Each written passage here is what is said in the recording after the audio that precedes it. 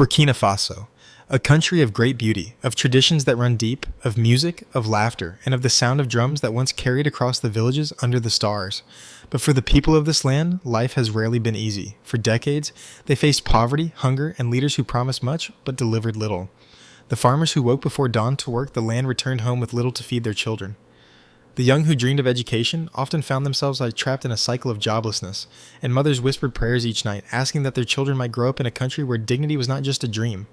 Yet, despite all of this, the people of Burkina Faso never lost their spirit. They danced, they sang, they carried hope in their hearts. And within this land of resilience, in 1988, a boy named Ibrahim Traoré was born. He was not born into wealth, he was not born into fame, he was born like millions of others in a simple home surrounded by the struggles that shaped his people. From a young age, Ibrahim understood hardship, he watched neighbors fight to survive, he listened to elders speak about the failures of past leaders, and he saw the fear in his people's eyes as the shadow of terrorism began to spread. Burkina Faso was not just poor, it was under attack from forces that sought to divide and destroy it. Villages were burned, families were displaced, and thousands lost their lives. It was in this storm that Ibrahim made a choice. While many young men dreamed of leaving, searching for opportunities in other countries, Ibrahim chose to stay.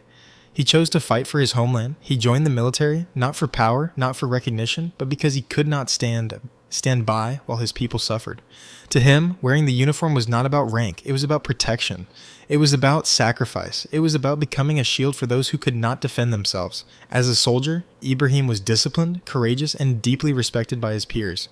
He was not the loudest voice, but he was the one who others trusted in the heat of danger. He fought not only with weapons, but with a vision. He believed that soldiers existed to serve their people, not to rule them. And while others sought promotion and influence, he sought integrity. But the situation in Burkina Faso grew worse. Terrorist groups spread across the borders, foreign powers used the instability to their advantage, and the government seemed incapable of defending its own citizens. The people cried out for help, but their leaders appeared deaf to their suffering. Corruption ate away at the very heart of the nation, and ordinary citizens lost all trust in politics. And then, in the middle of this darkness, something happened, a moment that history would never forget. A young soldier, only 34 years old, stood up and took a step that would shock not only Burkina Faso, but the entire world. His name was Ibrahim Traoré, and he declared that he would no longer allow his people to be betrayed. With courage that seemed larger than his years, he took the reins of leadership. The world asked, "Who is this man?" But the people already knew the answer. He was one of them. He was their son, their brother, their neighbor.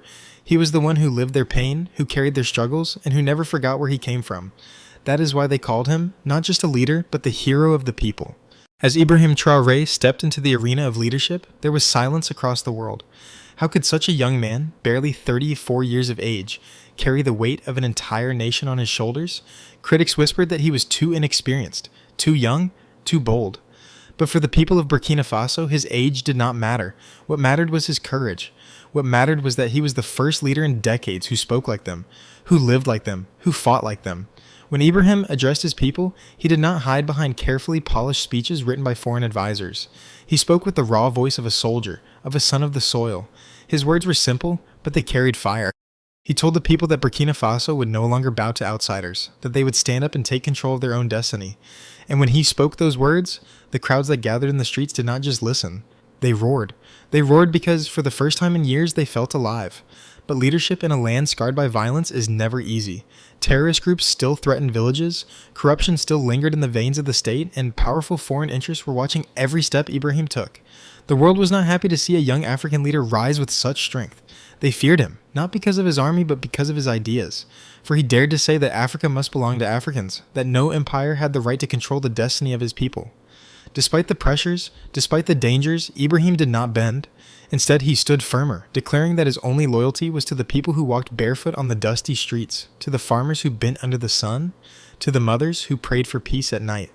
He was not a president locked in palaces, he was a son of the people, and he walked among them. Crowds began to gather wherever he went. Women ululated in joy, young men raised their fists in hope, children, who once had only seen fear in the eyes of their parents, now saw pride. For them, Ibrahim was more than a soldier, more than a leader. He was proof that their voices mattered.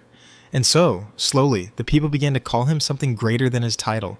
They began to call him their hero, the hero of the people.